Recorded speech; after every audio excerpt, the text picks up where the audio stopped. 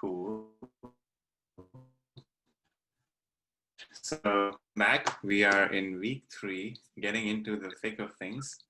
So let's start with our beginning chant.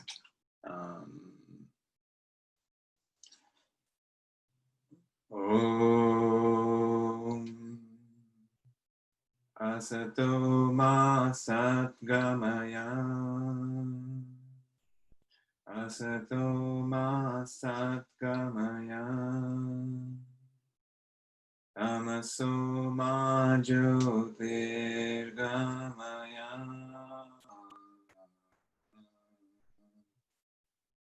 Tamaso Ma Jyotirgamaya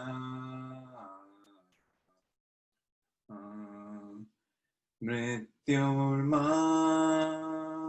Amritam Gamaya Mrityorma Amritam Gamaya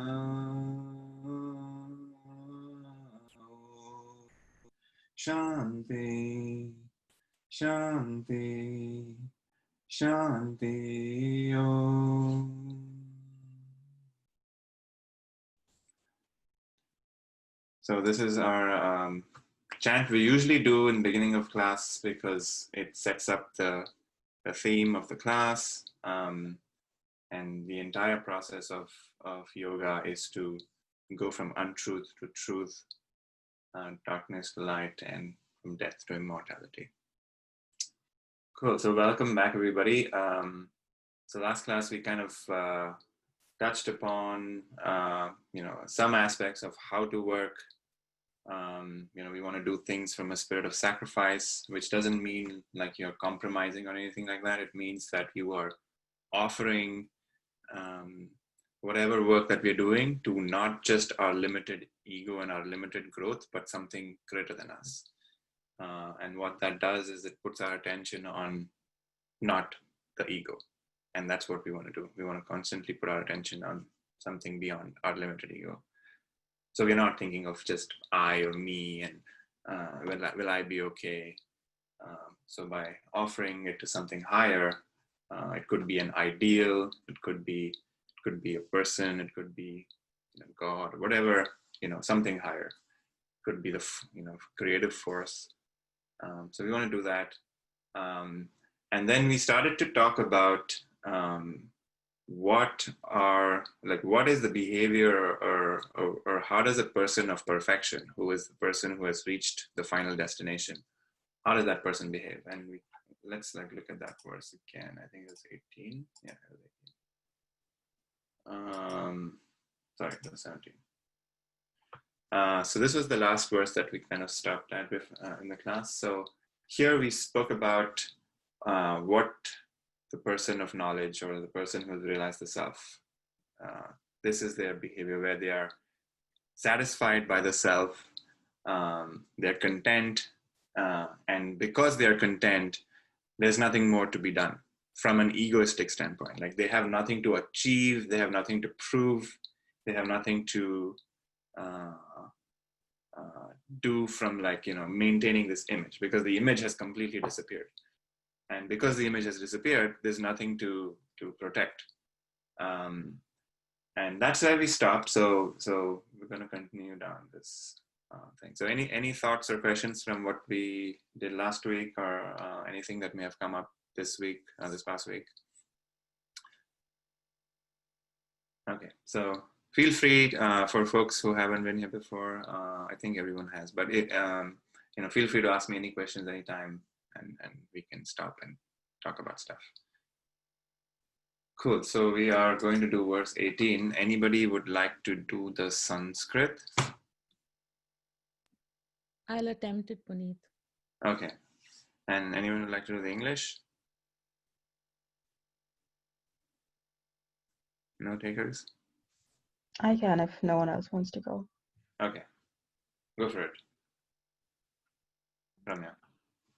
Naiva tasya kritinartho na kritineha kaschanaha na kasya sarva bhuteshu kashidartavya pasraya.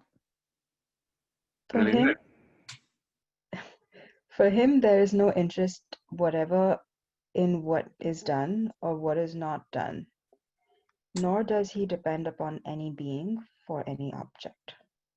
Cool. So we're continuing to talk about the person of knowledge. And here, because they have reached that state where they have, their limited sense of identity and ego has been destroyed, then there is no interest in, in like those minor or like those goals that we have of like, I want to do this in 2 years, I want to be here. And then, how we make these plans of like goals in life, and all of those things are gone. And they don't really care about like those minor things. And because they have found the source of all happiness or of satisfaction or bliss or ecstasy, like there's nothing that they need from a physical standpoint or from mental stimulation.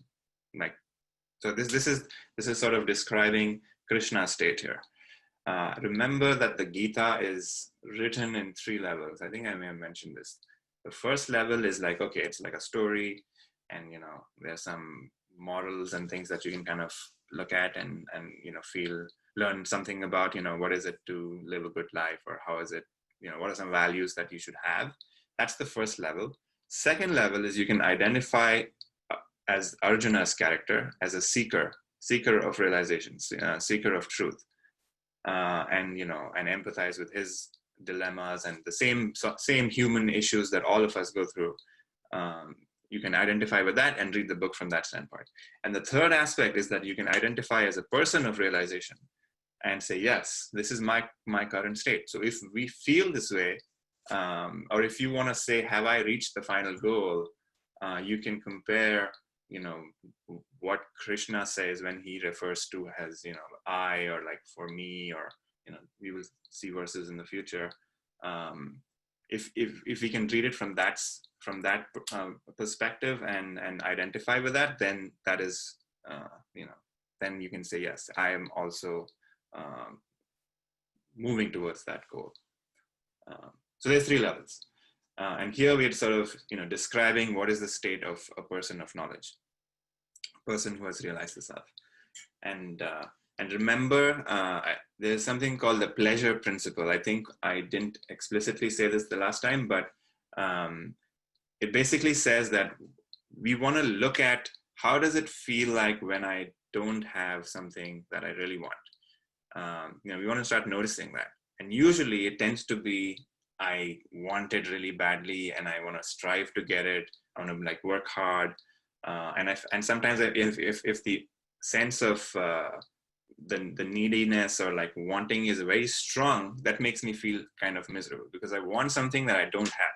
And usually if it's a nagging thing, it feels really shitty. So we want to start to notice that, which is like, okay, right now a desire is coming up and I don't have that fulfilled. And there is this inner need in me that I need to fulfill it. And then there's the struggle to fulfill it. So pleasure principle states that when I satisfy the desire, what is happening is the bliss of my own self is coming through. So, let's say I really want that, piece of cake in this bakery, and it's coronavirus. I am not able to go, and finally the economy has opened up, and the bakery is finally open again. And now I want to go there, and and I've been craving this for like weeks, and now I'm eating it. And in that moment when I eat it, I feel ecstatic because I'm like, I've been waiting for this moment, and now my desire and my object of desire has met, and wow, that tastes amazing. And for a moment, we are ecstatic. But what has happened there is that my mind no longer has new desires for that period of time when I'm enjoying the cake. And because I'm not focused on anything else and I'm just focused on the cake, I am feeling ecstatic. And that usually happens all the time. Every time we satisfy desires, for a moment while we are enjoying the satisfaction, there is no future desires or there's no more desires in that time. And what our ignorance does is that we attribute to the object joy-giving properties, which is, I think the cake has happiness. I think the perfect relationship has happiness, or like some experience has happiness. All these different ideas we absorb. And then when those things are not there, we think about, oh, I wish there was cake. I wish there was this trip that I can go to, or whatever, because I gave joy-giving properties to the objects, not realizing that I use the object to taste my own self-nature. So here, for a person of knowledge, they have realized this from an experiential level, and that the bliss is constant, and the sense that they don't need anything else to be able to access that bliss, because whatever we do in life, whatever goals that we have, whenever they do come true, we will experience the same bliss, which is the bliss of your own self. So that was sort of the implication of this verse, which is why there's no interest really, and then people, but yet we still want to work, because we want to do what is useful, and we want to solve the things that are given to us in life. Whatever is happening in your life is happening because we somehow drew it in many ways, and we have to work with that. There's no way we can run away from it. We have to face it. And once we gain the confidence of anything can be faced, then nothing can really unsettle us, and we stop running away, and we start to sort of release ourselves from those bonds. And that's what we want to do. Because you can run, but you cannot hide. That's the because wherever you go, our minds are going to be there, and the same issues are going to manifest in different ways, until we deal with the fundamental issues of what are those bonds that we're hanging on to, and how do we dissolve them. And so any questions about this?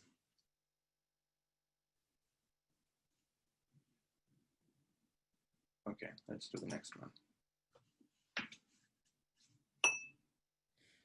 Tasma dasakta satatam karyam karma samachara asakto hyakarna karma paramapnoti purushaha.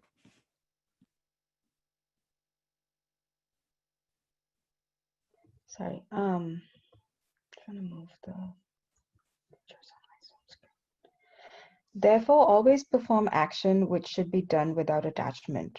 For by performing action without attachment, man attains the supreme. Cool. So now Krishna is, this is a conversation that Krishna is talking to Arjuna, and now he's saying, hey, I know you're not there at the place of being at the final destination. So I'm giving you a practice that will lead you to that destination. That'll take you there, which is where you attain the supreme, which is perform action without attachment. And here attachment is usually to the outcome, which is, I want my actions to lead me to this place. I want to study a lot so that I get this, top of the class or whatever. And then once I get the top of the class, I want to get this specific job. Always these sort of outcomes that we want to we are thinking about, which is not, which is fine to think about, but not be attached to that outcome is what Krishna is saying, because attachment leads to bondage, because it may or may not work. And when it doesn't work, we have sort of invested all of our energies into the outcome and not to the process. So we always want to start to focus on the process, which is how do I become competent in the process and become good at doing the stuff, rather than whether I get the outcome or not. Because whether you get it or not is not just up to us, but how good we are in doing the thing is totally good, completely dependent on our effort.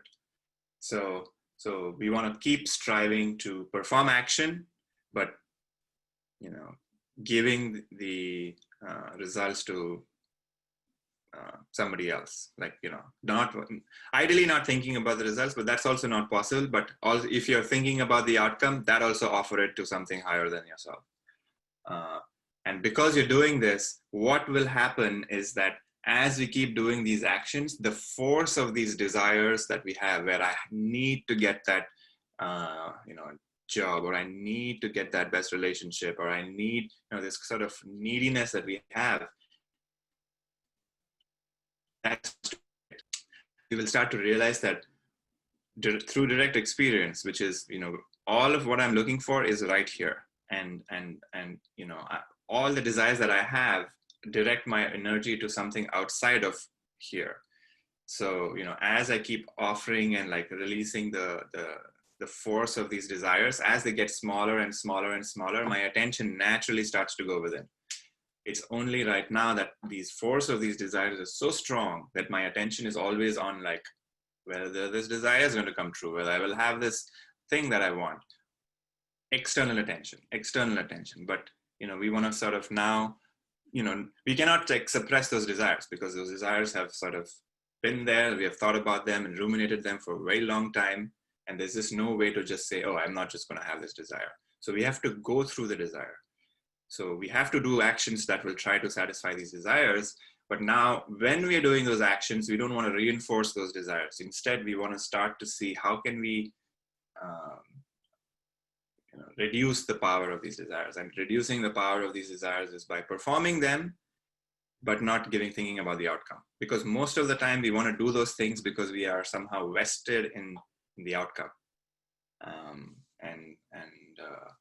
By doing this, our intensity of the force of the desire starts to reduce. Any questions about this?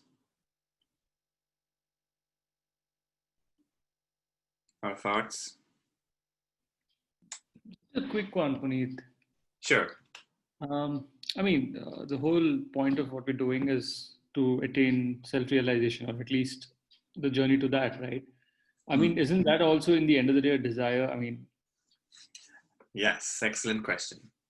So what we are trying to do, firstly, the reason why we are all here is that we have this urge in us that we want to move and evolve to something better than where we are right now. If that itself is not there, then then you're not going to move in any direction. So there has to be a force within us that is moving us in some place, right? Always. And so people who don't have that force are like inactive, right? Like that's the tamasic state where we are not doing anything.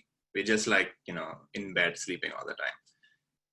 But now we have a force, which is like, I want to move and want to become better, or whatever it is, wherever we want to go in life. That is our, that is the nature of this life, which is we want to grow, right? Like growth is just a natural aspect. So we cannot get away from that. Now the question is, how do we grow, and how do we grow in a way that will satisfy me, where my insistent desires are done? If that is where we want, if that's where we have, that's the direction that we want to go, then what is the best way to do that? And that's the work that we're doing. And without a desire, nothing in this world is possible. So yes, we need a desire to do anything, right? Like if I want to get a new job, I need to have that desire. Without that, it's not going to happen. So desire is the sort of the seed to everything. But what is that desire that will get rid of other desires? Now that's an interesting question. Is there such a desire that will obliterate all the other desires? And is there a place that I can reach where once I'm there, there is no more desires, where I'm blissed out all the time in a way, and I have no insistence on anything external? Like, it doesn't mean that I go into a cave and live, but it's more about I can live in any place, and there's no insistence about it should be this way or that way. So if that is the place that we all want to go to, we want to start with having that desire. So it's kind of like starting a fire. So to start a fire, we need this piece of wood. And we have all of these other pieces of wood that we want to burn, which are these other desires. But we use this one desire, which is the desire for self-knowledge or for liberation, and then light that, and then use that to light all these other sticks. And then finally, you don't need the stick because everything's on fire. And then you throw this as well. So we have to let go of this desire as well eventually. But that is a place we have to get to after we have done a lot of, fire starting. But excellent question. Yes, it is also a desire, but it's a desire that can remove other desires. And then we toss this desire as well into the fire. Cool. Any other thoughts?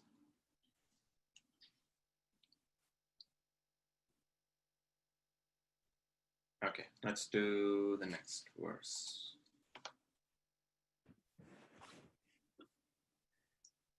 Yadhya the charati shrestha stata devataro janaha sa yat pramanam kurute lokastadanu varatate. Whatever a great man does, that other men also do, imitate. Whatever he sets up as the standard, that the world or people follows. So here we're talking about like the consequences of actions, which is, when we think of leadership, this is actually a great verse for leadership, which is, we want to set an example for other people so that they, when we are in positions of power, when we are in positions of leadership, people who we are leading or who we are managing look up to us for inspiration, for a way to sort of do things. And if we cannot have that, if we are sort of not, walking the talk, then the company or like whatever whatever the organization is going to be in shambles, right? So here, this is another reason for a person who is a seeker to strive for excellence, to strive for these sort of values that we have, so that people around us are also inspired, right? So for example, if we are striving and working really hard and we don't care about the the fame and the glory that usually people tend to care about, then what happens? It's like people around you see that and you're like, okay, you're so whatever ideas that come up into people's minds, which is like, oh, you're so humble, like, and what ends up happening is that people start to sense that, and as a team or as a group, everyone starts to sort of absorb these ideas, and then everyone starts to follow them. So Krishna here is telling Arjun, which is like, not just do it for your own self, but because you are striving and doing actions, people can notice those actions. Like actions, there's a saying in English, is actions are always stronger than words. And that is a fact, because people tend to see these actions and the effects of those actions. And because those effects of those actions tend to be positive, people will start imitating you. And that's how you become a leader, because you don't become a leader by saying certain things and sounding pretty cool, but it's more about like, what is the impact that we have? And the impact that we have is always determined by our actions. So we want to start to do those actions in a way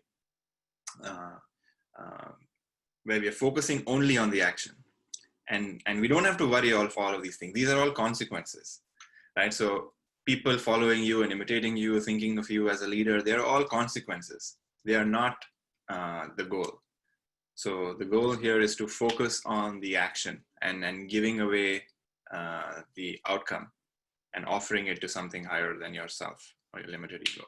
So you can offer it to your coworker and say, hey, you did all the work. I didn't do anything. Then what that tends to happen is like, our sense of generosity and our sense of like fear of like, am I going to be okay? All of those things start to diminish. And we feel like invincible in a way, because what happens is we are focusing more on the competence and not on our image. And competence always stays with you. And, image is something that is made up. So once we start to like rewire our view on how we want to work, on how we want to like act, insane things start to happen around us. So this is another practice, which is, keep doing actions without attachments. Any thoughts about this one? I have a question on feedback. So Yes. if we have to keep doing actions without worrying about the consequences, how can we take feedback seriously? I did not say do not worry about the consequences. I said do not worry about whether you will get what you want. So it's more from an egoistic standpoint. When we do actions, if we are thinking that if I do this, I will get that promotion, or I will get that fame, or I will, whatever this desire that we have, or the motivation, I'm saying drop the fact that we want this outcome. Do the action because that is what is needed to be done for this project to succeed.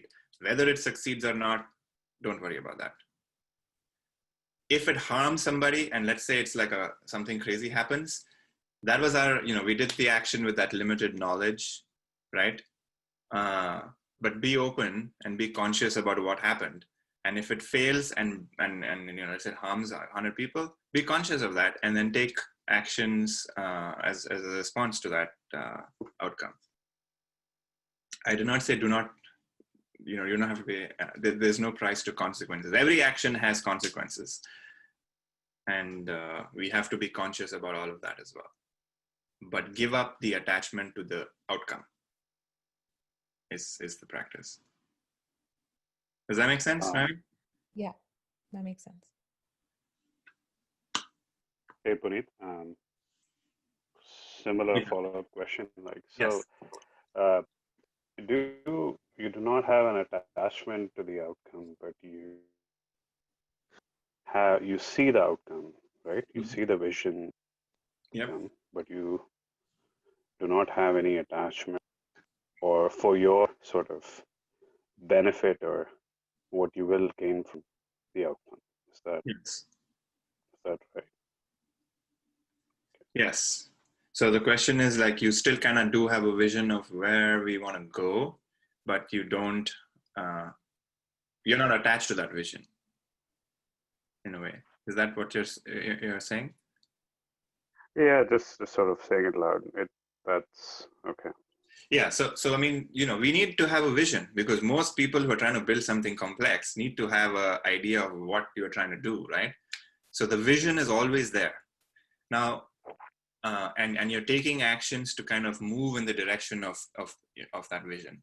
So we are constantly moving, and we're moving in a direction that takes us to the final goal of what that vision is.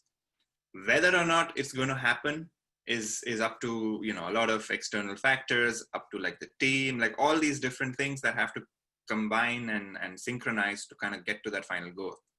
But, there's no harm in having a vision. It's there's no harm in planning.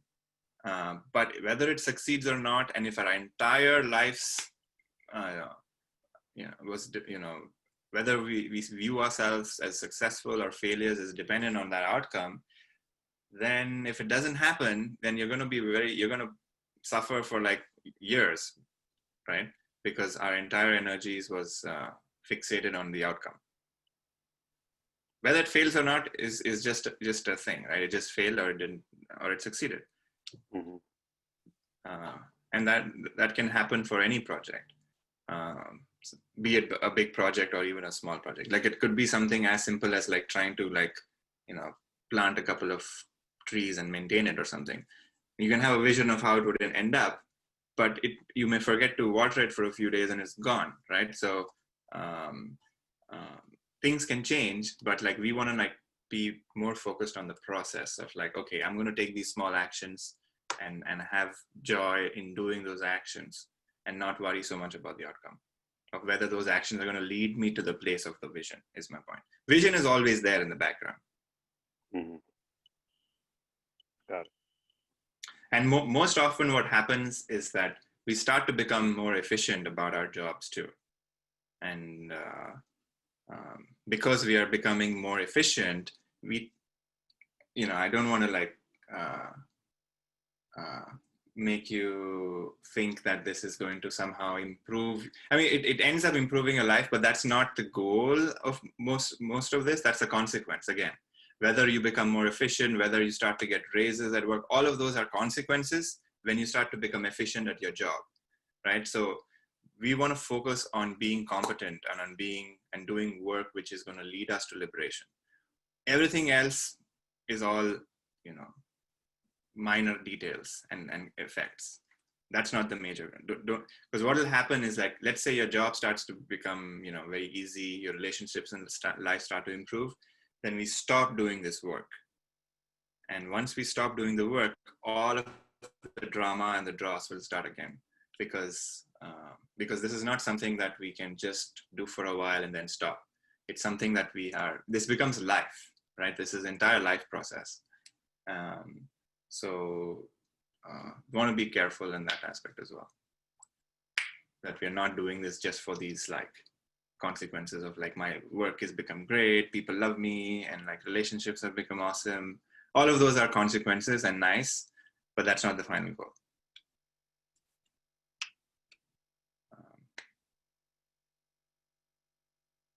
Does that make sense, Karthik? It does. Thank you. Great question. Thank you. Cool. Any other thoughts? Okay, let's do the next one.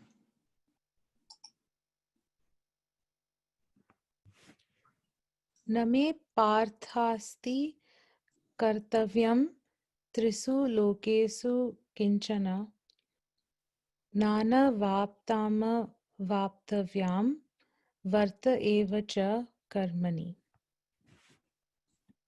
There is nothing in the three worlds, O Parth, that has to be done by me, nor is there anything unattained that should be attained by me.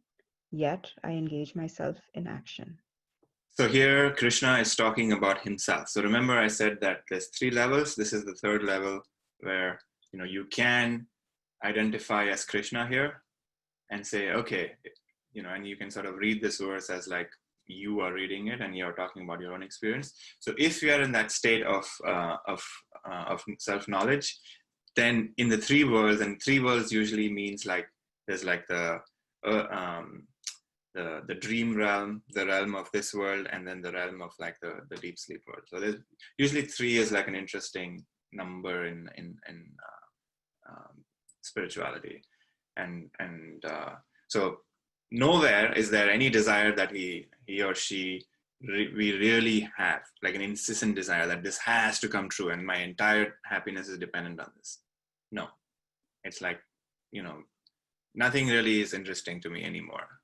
And nothing is really needs to be, I don't have to strive for anything to attain anything, because nothing, whatever I attain leads me to me, which is leads me to my own self nature. Whatever action comes true, I get the object of desire meets, bliss of the self is realized. So my attention goes back to myself all the time. Whenever I'm satisfying desires, my attention is going back to myself. So person of knowledge has dissolved this barrier which prevents us from accessing the self all the time. So if that's gone, there's nothing that yet left to be done from a standpoint of attaining or achievement. Yet if you look at Krishna's life, he was engaged in politics. He was in a charioteer for Arjuna, who was like one of the greatest warriors, constantly helping people in his life. Like, why did he do that? Because it was given to him. That was, he was born in this family. Around him people were miserable or whatever. Like, he thought this is how he could contribute. Like, that's all he can do. I mentioned this in the beginning, which is like all we get in life is the work. That's all we can do. From the whole purpose of having a body is that we can do action. Once a body is no longer alive, we cannot do action anymore, right? So the body is sort of a vehicle through which we can sort of work in this world, and we want to work in this world even after liberation, because there's nothing else to do. like you have until like you pass away, I suppose. So so Krishna here was engaged, and we will also know what we'll have to do, because those are the things that will be in our lives. And so for example, if somebody comes up to you and says, hey, I need help, you're going to help them because they're asking for it. The fact that they ask for something means that you have to do it.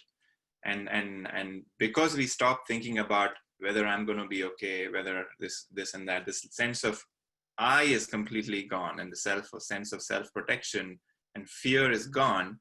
Only action will be an outcome. There's no sort of energy spent on like, is this the best thing to do, or like, whatever, like this deliberation that we constantly do from a sense of fear. All of that kind of goes away. So we will sort of continue down this idea as well. But any thoughts about this? I have a question. Hey, Prashant, go ahead.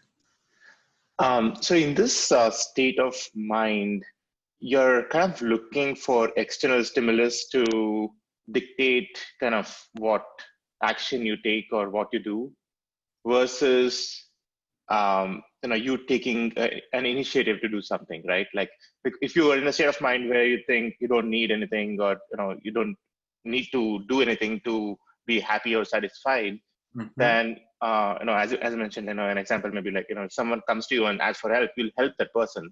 But would you take an initiative to go and do something if you have a feeling that you don't need to do anything at all to be happy? Yeah, I mean, the whole purpose is to serve other people. So, and a person coming up to you and saying, I need help, is one way to do it. But if you look around and see that this is a problem in society, that's another, so it's not like a person coming and telling you, but like an idea is coming up in your head saying, oh, the society needs this. And if that's something that, the skills that you have that kind of like align with what is needed, then you're like, okay, this is what I'm going to do. So, but there's no sense of like, I have to do this because, I need to achieve something, or I need to prove something to somebody. There's that sense of like reasoning is gone. But it's more about like, how can I be useful? How can I solve a problem? How can I use my time and resources to be useful, essentially. But there's no reason to not have ideas if you so desire, But those ideas are not, or those desires are not insistent is the difference. Does that make sense? Yeah, it makes sense. Thanks. Yeah, it's not like you're going to become a rock and you're just going to like, wait for somebody to talk to you. It's more about becoming more conscious of, and conscious from a sense of like, just looking at society also and seeing, okay, this is what is going on and how can I be of service? And based on your place in life and based on the skills we have and based on all these other factors, ideas will come up of like, either it'll come up in your own mind or somebody else will share it, like whatever. We start to become more conscious of like, okay, this is where I can contribute. Because there's nothing else to really do, right? Other than actually contribute and feel like we are providing value in society. But there's no sense of insistence in there again. Yet they're engaged in like hundreds of things. Like if you look at like, a person like, I don't know, like Swami Vivekananda or somebody, like they, even though alive only till like 45 years old, but like did hundreds of things in life. Anandamayi Ma was like another like saint, or like Mother Teresa, all these like people who work fully, but like, they have no reason really to work, but yet they work because what else are they going to do? So that's sort of the idea. Got it. Cool. Any other thoughts? I have a thought, Puneet. So I'm having an easier time understanding this when it comes to contributing to causes or helping people. Mm-hmm. But I'm having a harder time understanding this when it comes to self-improvement. Like how can you, when you're helping others, there is also that some sort of selfish pleasure that you may get, right? Like you feel good about helping someone, and regardless of the outcome, I think in my mind, it's easier to not be insistent on the outcome in that sense, because just helping someone feels good. But sometimes with self-improvement, the process of self-improvement doesn't always feel good, right? It doesn't always feel great to keep yourself fit and healthy or do difficult things or try to acquire difficult skills. And so when the process doesn't feel good and you're not insistent on the outcome, how do you keep going? So self-improvement is done from a standpoint of still identifying with this limited ego, right? So give me an example of self-improvement. What would Or be even this work, for example, like this work is also to try to dissociate with the ego, but it's not always easy, right? Yes, it is So very clear. how do you keep going if like what I guess I'm not able to understand, like, how do you keep going when it's difficult and the outcome isn't, and you're trying not to fix it on the outcome? Because the normal tendency would be to keep going by fixating on the outcome. Sure. So, okay, so let's take this work. So you're saying, right now you're thinking about the final destination, which is self-realization. Like that is the goal that we want to go to. And I'm doing all these actions because I want to get there, right? Right. And that's good in the beginning. So, fine. Like you've just been introduced to this new idea and you're thinking, oh, wow, that sounds like a pretty awesome place to be. And so you're imagining what that place is, right? Yeah. So, but the problem is that imagination is not the real thing, right? So we have no idea what the final goal is like. We just know that, oh, it's actually pretty good. But what we tend to do is we project some experience of the past and say, okay, that's what it's going to be like. But we have absolutely no clue. But we are going in a direction, right? So, but the problem becomes that when we start to build an idea about what something is like, what it is, we are constantly trying to sort of fit an unknown destination into some model of like from our past. And the problem with that is that it's never true. It's never what our sort of projection is never accurate.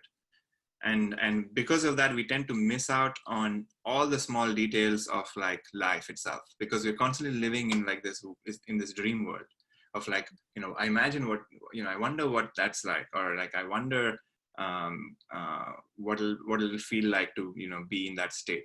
But we can never imagine that because, we have no clue. It's like trying to imagine what a new country looks like, right? Like there's no way to do that. So that's why the practice of like focus just on the now. So focusing on the work. And what that does is that it's bringing our mind's attention to the task in front of us.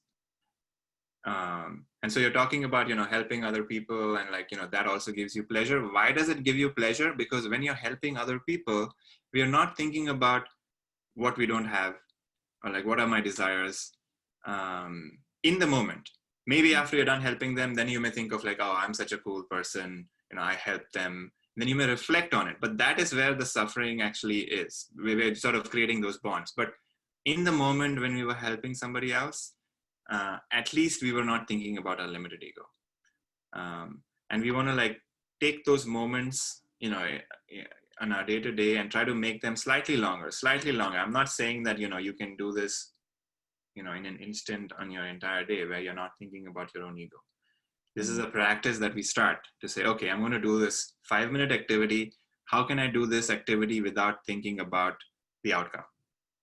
And you may not be able to do it, but we can strive. So this is like a something that we strive towards. And we build this muscle slowly, steadily, and we're going to fail, but we start again. We're going to fail, but we start again. But what we're doing is we are sort of developing this habit where we are not constantly thinking about, am I going to be okay? What about me? What is the benefit of this work? How does this affect me? Because that's the muscle that has been built over 30 years of being alive. And we want to sort of like start to like change that habitual tendency and move in a different direction. And if you want to move in a different direction, we have to apply force, right? And that force is this moment-to-moment practice that we have to do. And we have to keep remembering that, this is what we have to do, because our habitual tendency will be to go back to like, what about me? Am I going to be okay? This sort of, fear and protecting this image that we think our life should be. but instead let's try to move and shift in a different direction and moment to moment.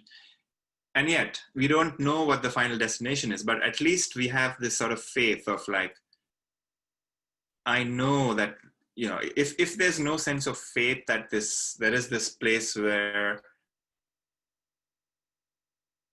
I can get to, if that faith isn't there, then that is also a big issue, because then, like you said, our mind is always going to be doubting and wondering, and again we're living in this dream world, which is like our mind is thinking about, am I going to be okay? Is this path meant for me? You know, all these egoistic thoughts, like, am I doing it the right way? So it's all about I. Notice how many times we say I in our thoughts. And that's a good measure as well, which is like, am I thinking of just myself? But instead, if you can think of the work, or if you can think of somebody else, those are beneficial. So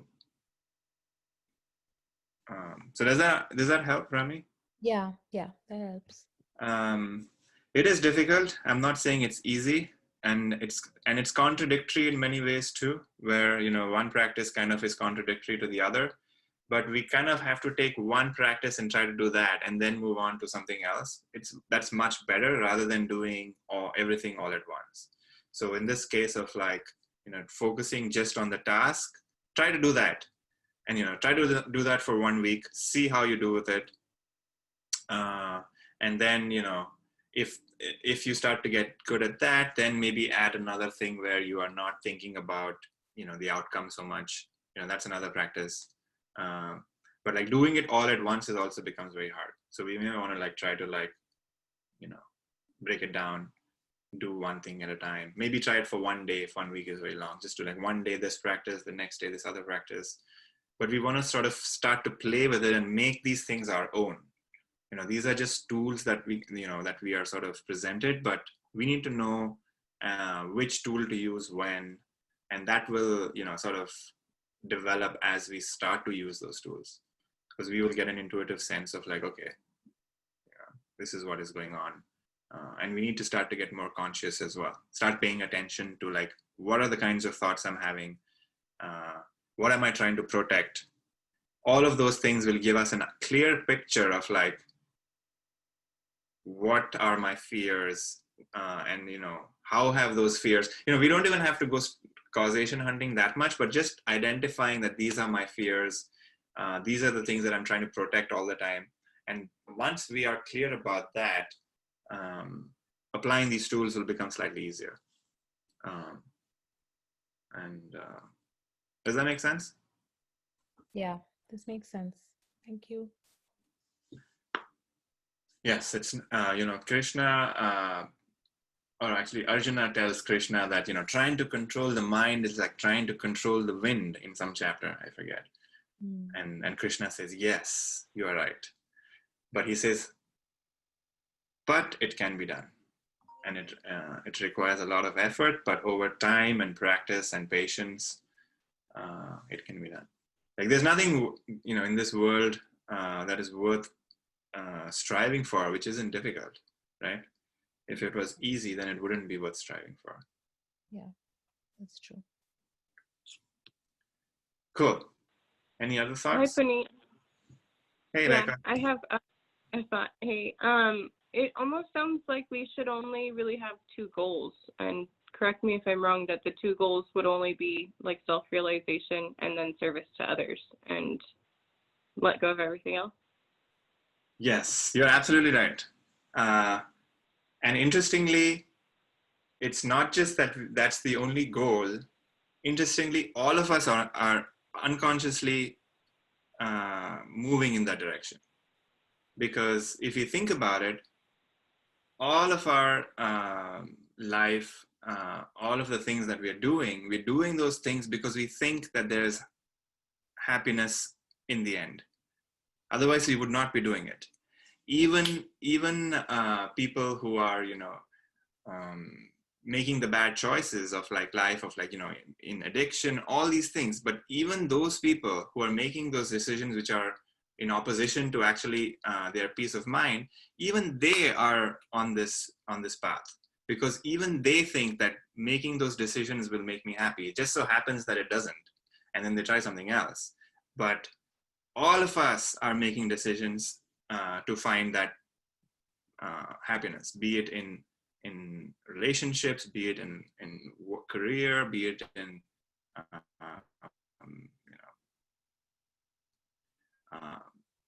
community, whatever it is.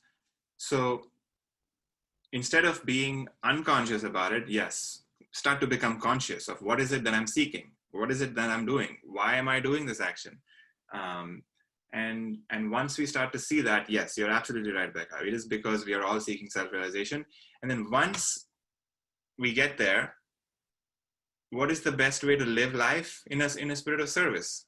Because there is no more peace and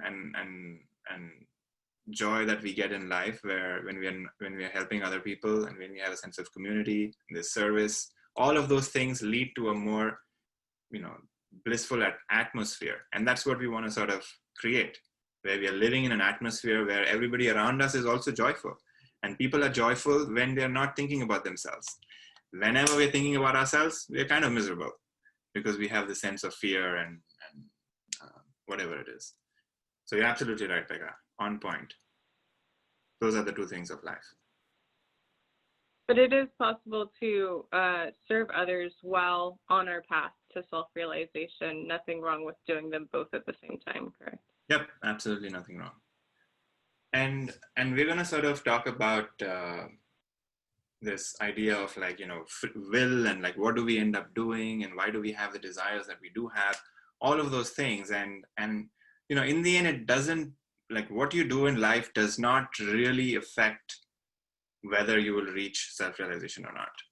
It's basically how we are doing those actions is the problem. You can do anything in life. You could be even working very hard to earn money. That's totally fine.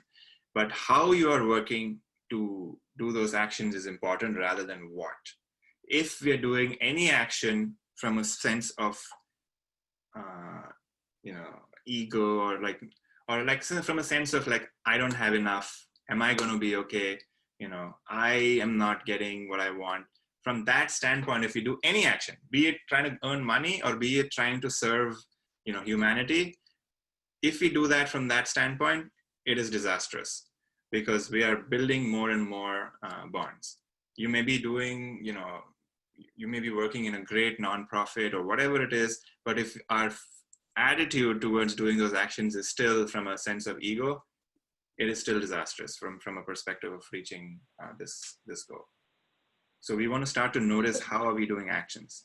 It doesn't matter what we do. We could be working for the worst company in the world, which is doing the worst practices, but even that person can reach liberation, because it's not about what we do, it's about how we do it. And that is the whole thing of karma yoga, which is how do we do actions in a way that will free us. And once we start to become more conscious, I think automatically we will start to do actions that will, benefit not just us, but other people, because we start to get an intuitive sense of what is it that works and what is it that creates bonds. And automatically our life starts to change in that aspect. But you're right. Self-realization and service usually is a great combination of and purpose of the human birth. If you think about it, we could have been born as any other creature. There's millions of different species on this planet, but we were born as a human being, which is very different than being born as an insect. We are the only species which has the capacity to think, has the capacity to move and be conscious and make decisions consciously. I can choose to eat this over this. No other animal can do that. In a way, if they're very hungry, they're going to do, they're going to eat whatever is there, or their life is very bound by physical needs. Our life is boundless in a way. We can expand and satisfy any desire. So this is a gift in many ways. The human birth is a gift. So we have to use this life in a way that we can free ourselves and express ourselves in a way that is true to our own being. So, so we use this life wisely and make use of like the time given to us. Great. Thank you, Becca, for sharing that. I have another question to add to it, if you don't mind. All of that makes sense, and yes, we're very lucky to be the humans that can choose, to eat one thing or the other. But I want to pull in a real life example of how are we supposed to incorporate that with retirement, or is retirement one of those goals that we're also supposed to let go of? What do you mean by retirement? So you were speaking to wanting to needing to let go of the ego and letting go of the lack thereof of, am I going to be okay? Mm-hmm. And yet we're taught that we need to work to some degree towards the future goal of being able to retire, right? Because at some point our bodies will get tired or old enough that we don't want to continue working at the pace that we do now. So how do we incorporate retirement without kind of working towards the goal, or is that something that we should just leave to the universe and believe that we're going to be fine at that point? It's a good question. I would say be prudent. Like if you want to retire and if you have a plan, take those actions, because if you want that outcome, you would have to like make actions that will lead to that outcome, right? So if you want to have certain amount of money to retire, you better be saving and putting it into like wherever you're investing or into any retirement fund. But those are the actions you have to do to get to that place. But we are not talking about the external so much. We're talking about the inner experience. It doesn't matter what the outer is. We are talking about, can we reach a place where the external doesn't matter? It may so happen that you may have a desire to retire and live in this city or like this place, and all of those require a certain amount of money, all of that, and that's a good plan to have, and strive to making that happen. That's totally fine, because you have that desire.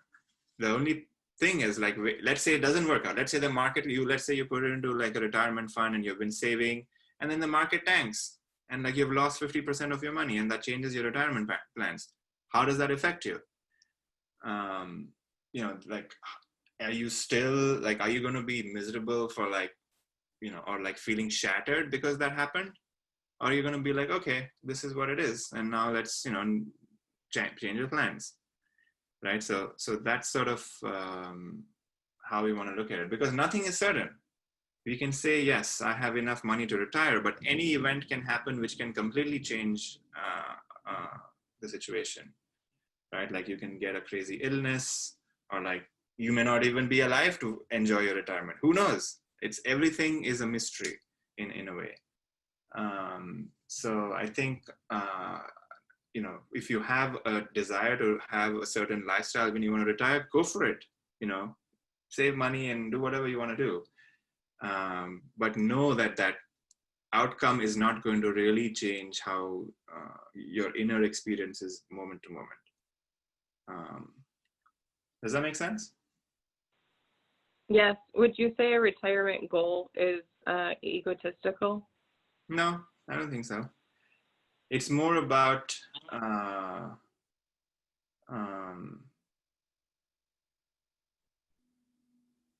like egotistical is an interesting word, right? Like you're not doing retirement from a fear of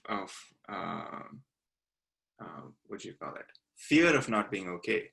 You're doing it because, or at least like I'm thinking of, I would do it because that is the game, the world that we live in.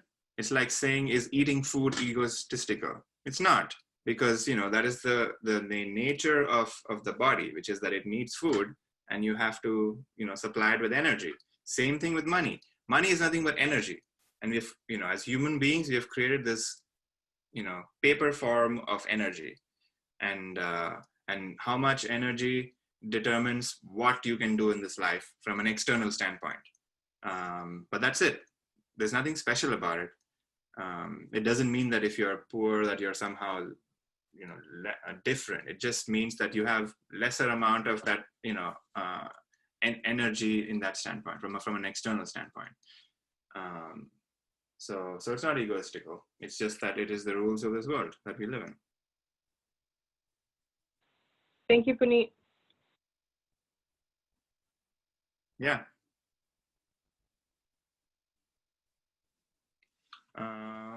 Cool. Great questions. Any other thoughts? Cool. Let's do one more. Saktaha karmanya avidvamso yatha kurvanti bharat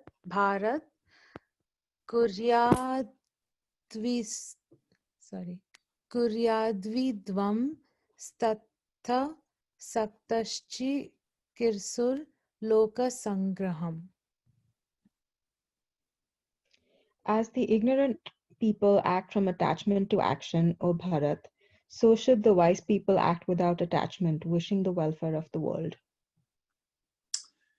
Cool. So here, we're talking about the dualities, which is, a person who is ignorant is always acting in a way to satisfy and always thinking about the outcome. It's like, I want the outcome, and if it doesn't happen, miserable. And then new desire, and then acting, doesn't happen, again, continue to be miserable. Let's say for a chance that something works out, outcome and desire is meets, and then happiness, right? So like happiness is a very is like a sprinkle in life. It's like being in a hot desert and like somebody missed you, and then that's like one desire coming true. And that's kind of how most people live life, which is like mostly miserable, but like you'll have sprinkles of happiness where like one desire was satisfied or the other desire was satisfied. But can we flip that around and say live life where action is enjoyable, where we are doing actions, and let's say it doesn't it doesn't lead to our outcome that we want. That feels painful for a certain amount of time, but that's it. After that, you're again focused on the action. I'll try again. And so can we switch that and try to focus on the action? And this is how wise men or women or people act. They act without attachment. If you look at most successful people in life, they really don't care about money that much. It's just that they just so happen that they are successful, so they happen to have a lot of money because society rewards them with their the consequences of their work. But they're always wishing for creating structures or like whatever that they're doing which benefits society, be it creating jobs, be it creating ideas that are solving problems in this world. So that's how we want to strive to act as well, which is acting without attachment to the outcome and more about focusing on the process, because that'll make us competent. We're always in competition and we want to be the best, not thinking about if we are actually good at our jobs or like good at what we do, then that is what is important. Then there's no fear. You get laid off, it's okay. You have some competence and you'll find something else because you enjoy that process, and not so much about I'm the best in my company and I enjoy being better than somebody else, because that's a very like crude form of living. We want to live with the higher we want to evolve our thinking and live from a higher place, which is how can I be good at what I do in every action. It could be as simple as like cooking a meal. How can I cook a meal with like utmost love and care and devotion versus on the other extreme, which is like I'm starting this company and how do I think of it and plan it in a way that is that leads to success or whatever I want to do. Any thoughts about this? Okay, let's do maybe one more. Getting some good pace now. All right, last one. Prakritehe kriyamanani gunehe karmani sarveshaha ahankara vimudhyatma karta hamiti manyate. All actions are performed in all cases merely by the qualities in nature, gunas. Them whose minds are deluded by egoism think, I am the doer. Oh man, this is a deep verse and has a lot of implications. Maybe let's start doing it. So we talked about the gunas, which are like the three qualities of mind and qualities of nature as well. And you know, there were tamas, rajas, and sattva. So tamas was the lowest, and it was about laziness, how we feel, you know, covered in ignorance and delusion, and we don't want to do anything. We think the world is terrible, and we usually tend to not do any action in this state. From there, we can sort of motivate ourselves, and we can say, you can do this, you got this. And we can motivate ourselves into an activity of rajas, which is, I have desires, I want to accomplish them, and I want to feel important, and I want the glory. That's in the state of rajas. You know, Donald Trump, state of rajas, always wanting the glory. And from there, we want to move to sattva, which is, I'm doing action, but I don't care about the outcome. I don't even think I'm doing the action because I'm so focused on the action. Somebody's doing the action, something is happening. But, you know, when we are in the state of rajas or tamas, there is this sense of ego, thinking I am depressed in the state of tamas, so I don't want to do any action. In the state of rajas, I have all these desires. I want to be the best. I want to be famous. Those are the two sort of states of mind.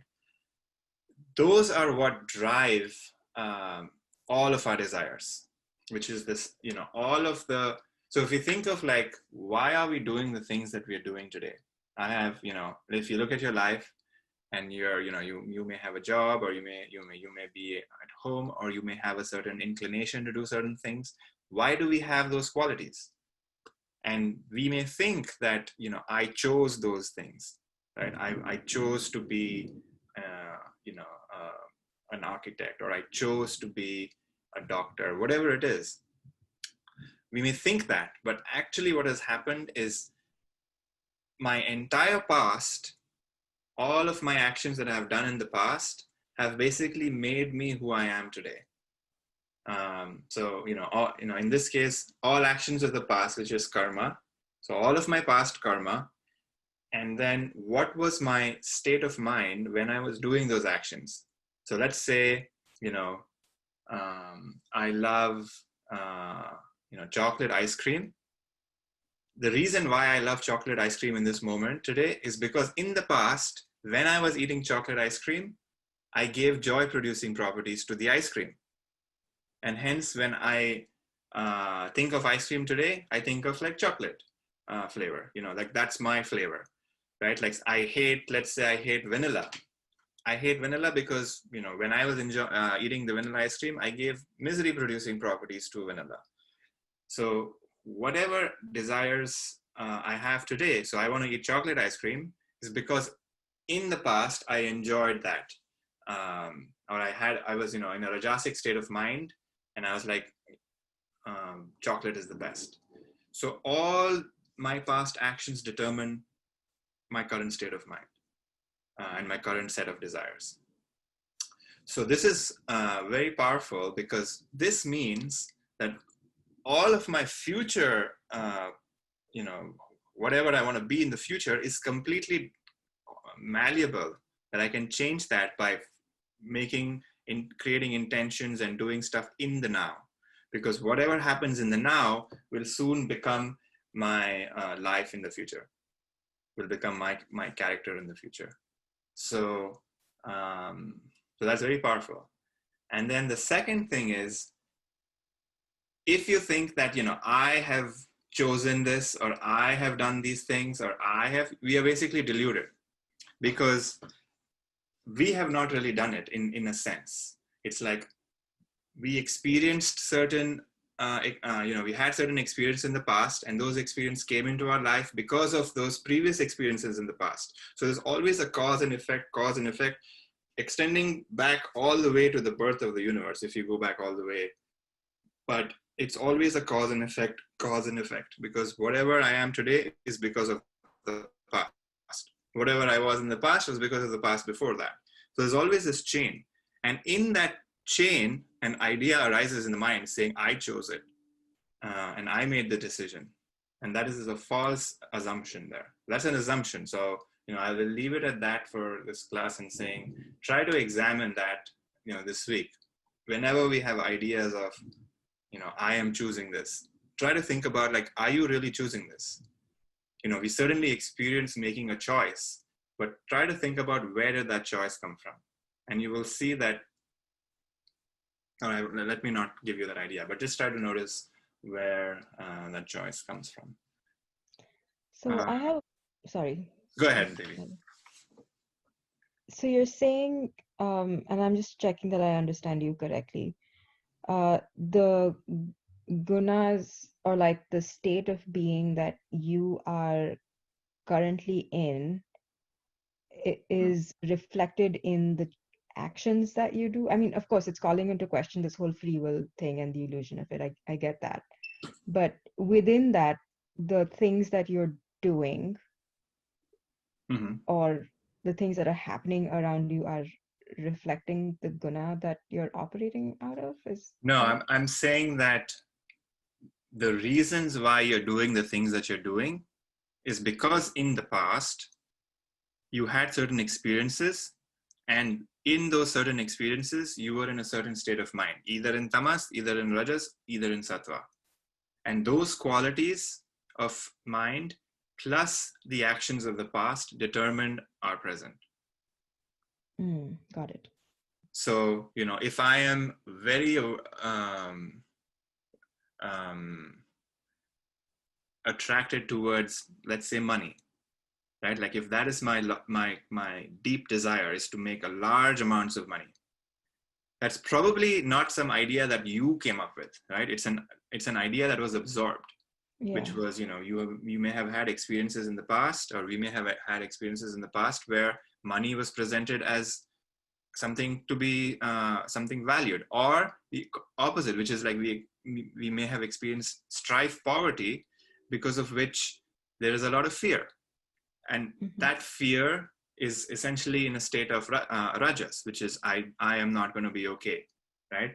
And those sort of ideas and experiences have made a deep impression, and this impression has sort of built over time, and today the expression of that is, I want to make a lot of money, and we may be striving to do that.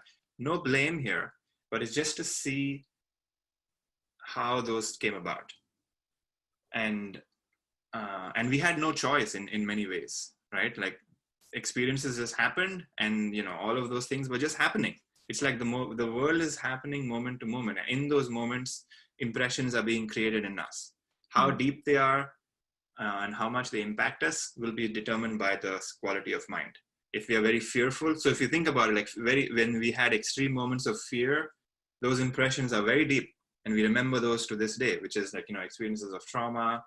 The body will remember those experiences. Same thing with extreme emotions of joy. Body remembers those experiences. And mostly those experiences are in the state of rajas or in the state of tamas. Experiences in the state of sattva do not have that much of an impact, which is why they say that you want to be in the state of sattva as much as possible. But in those two states, there's this thought that arises that I am somehow doing this, and that is a false assumption. It's not like you are doing it. It's like, you are not making those choices. The choice is being made, and it's being made because of the energies of the past and the deep impressions that have led us to make those choices. So the only choice you have is to respond from a different state of mind. Like if you were to respond from a sattvic state of mind. So that's literally the only choice you have. Right. So for example, today, let's say this deep trauma that we have had in the past comes up. Now, if we want to continue acting from the state of trauma and in a state of aversion, we can, right? We can say that the state of, this sensation or this thought that I'm not going to be okay, that is a thought that is coming up from the past because of our past experience. Now we have the choice in this moment to either go down the same path and believe it, or to sort of create some sort of a distance from it and change it. So what we're doing is, in the now, we can make changes, small changes. It's like, you're trying to like do some magic and you're trying to move and morph these sort of impressions. And as we move and morph these impressions in the now, what's going to happen is in the future, because of the effort that we have done in the past, will change these impressions completely. And sometimes they will like evaporate. So, but even those impressions, what you do, how you change them and how you react them will also be determined from the past. So for example, if I'm giving you this idea, of Geeta is giving you this idea of being able to change it, this experience may have a deep impact on you, so that from this point on, this impression will now start playing its role in your life, and your life will start to transform. And it's just, so we're starting to notice that every impression, we talk, at some point, Ashmitas talked about like food, right? So this is all food in our life. So all these things that we are absorbing have an impact, and it has and they make our lives. So how much we think about something, that makes it a habit, and the habit, if we keep repeating the habit, that becomes our character. Right, so there's these. So if we want to change our character or change our habit, we have to start with the seed, which is we plant this impression, and then we nurture that impression, and it becomes a habit. We nurture that habit, it becomes our character. But that is the law. So there are impressions that are worth nurturing, and there are impressions that create deeper pathways of fear and aversion. Correct. Okay. And just connecting it to what you taught us previously, these are the vasanas that we're trying to break, right? Correct. Okay. Thanks. Made sense. Cool. We are at time, so let's do a meditation before we end our class. Any other thoughts?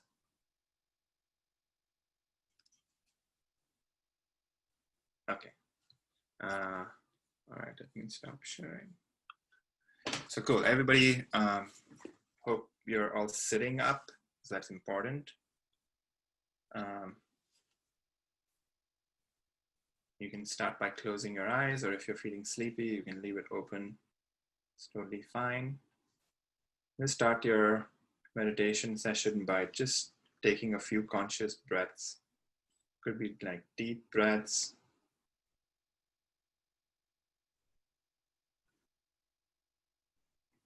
And on the exhale, just settle into your body and relax. Take another deep breath.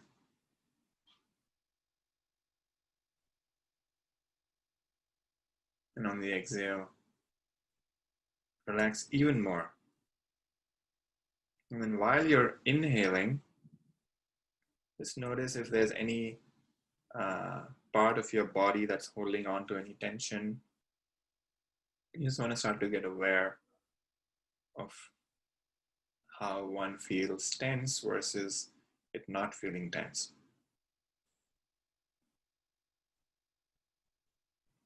And if you find a spot which is tense, breathe into that spot. On the exhale, imagine all of that stress or tension being released.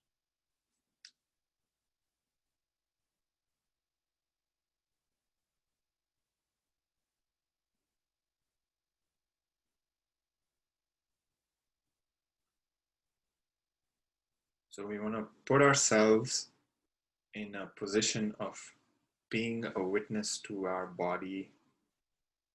So focusing on the breath is an important tool that we can use to do that. Immediately, our attention goes into the now by focusing on the breath. So the body is always in the now. It's always happening moment to moment. Breath is happening moment to moment.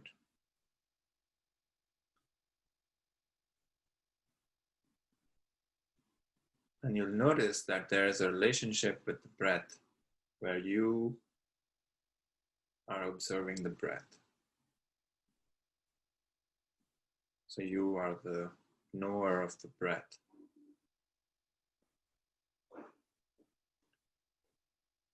While you're noticing your breath, a thought may pass by. You may be thinking about something you have to do or eat. But that is also like the breath in a way where you know even the thought. So there is a relationship between everything that we experience. I see the breath. I see the thought. I hear the sounds.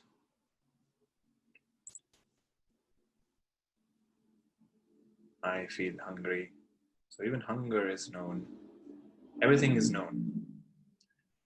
So we want to start paying attention to who does the knowing.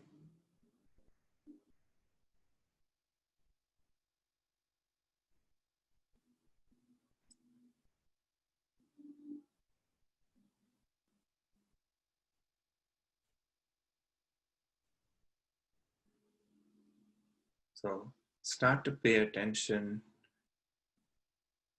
to the gaps between the breaths, for example. So if you're breathing in, you're breathing out, there's a gap between the inhale and the exhale. And in this gap, there is no breath. So there is a silence. In that moment, see if you can turn your attention to that which is doing all the knowing.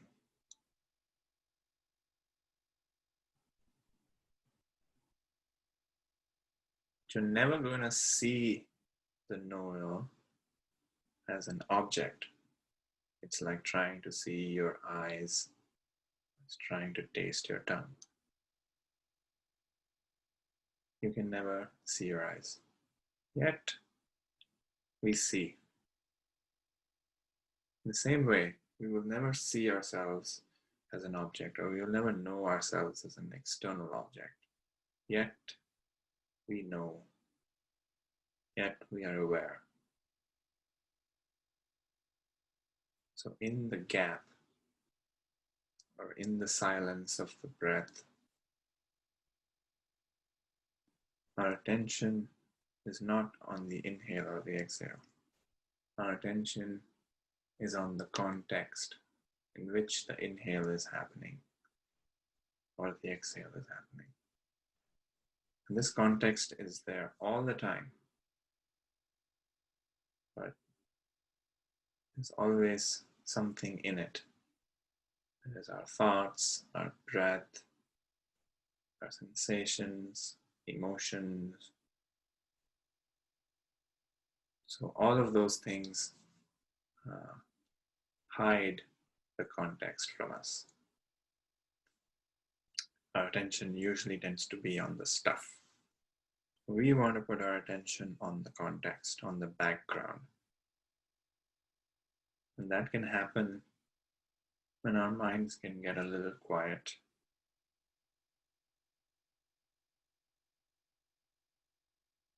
So we want to focus on the breath. It's a good way to not think about our thoughts or not pay attention to our thoughts.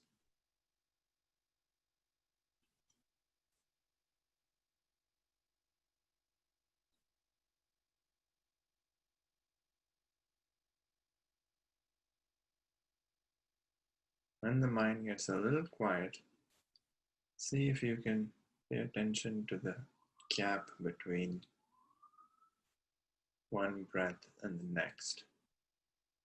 See if you can get a sense of it being the space of emptiness.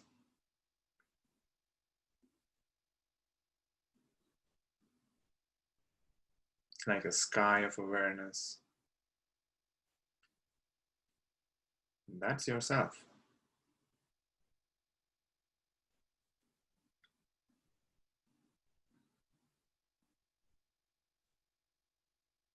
In the self, all of our experiences, thoughts, emotions, bodies are revealed. The context of it all.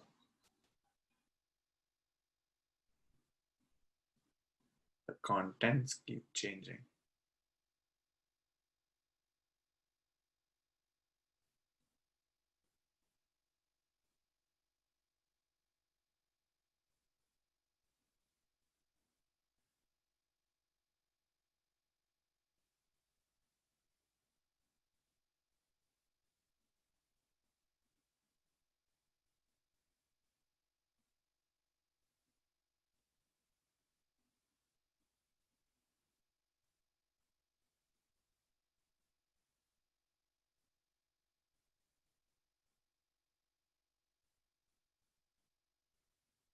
So we want to keep turning our attention to that, to the subject, the substratum.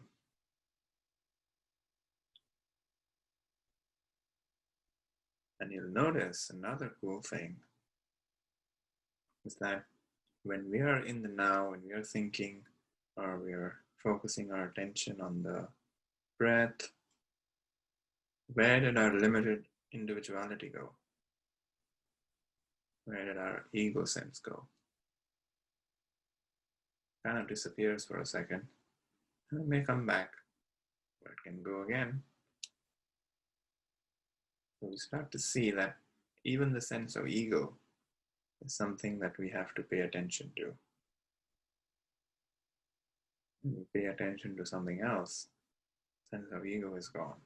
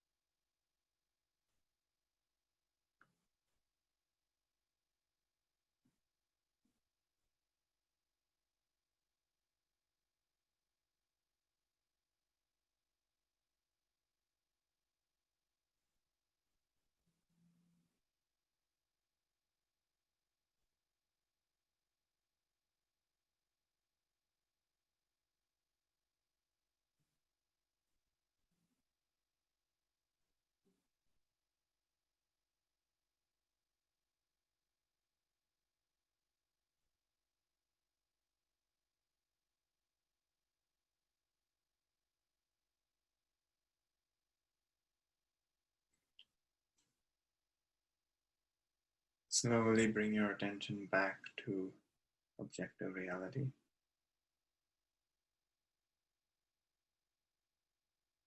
And when you're ready, you may open your eyes.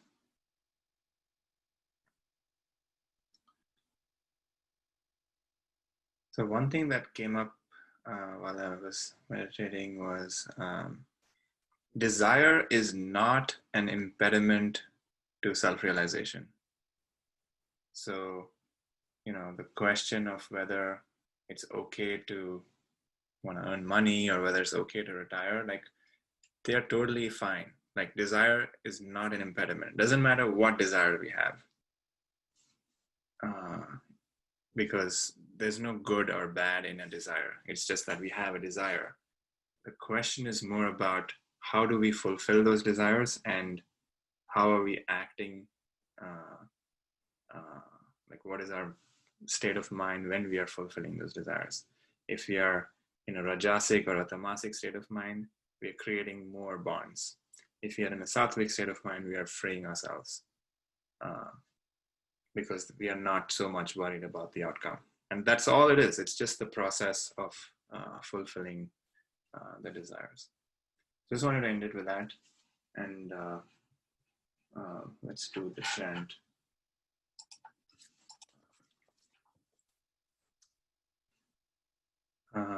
So feel free to join or feel free to just listen as well. Yogarato va bhogarato va Yogarato va bhogarato va Sangarato va Sangavihina Sangarato va Sangavihina Yasya Brahmani Ramate Chitta Yasya Brahmani Ramate Chitta Nandati Nandati Nandatyeva Nandati Nandati Nandatyeva Nandati Nandati Nandatyeva.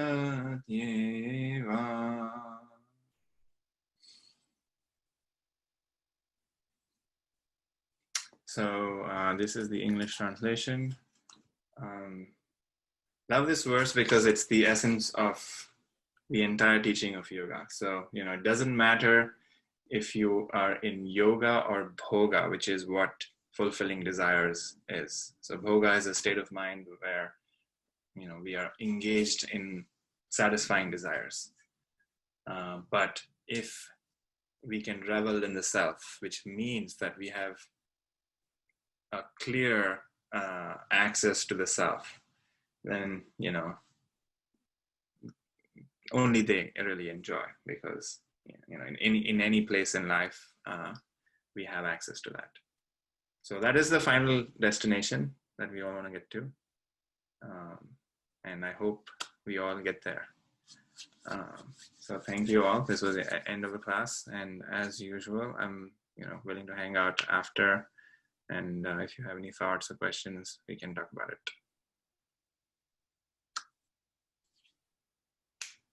Well, that's it. Thank you, Puneet. Thanks. Thank you, Puneet. Thank you, Puneet. Thanks. Thank you, Puneet. Thank you, Puneet.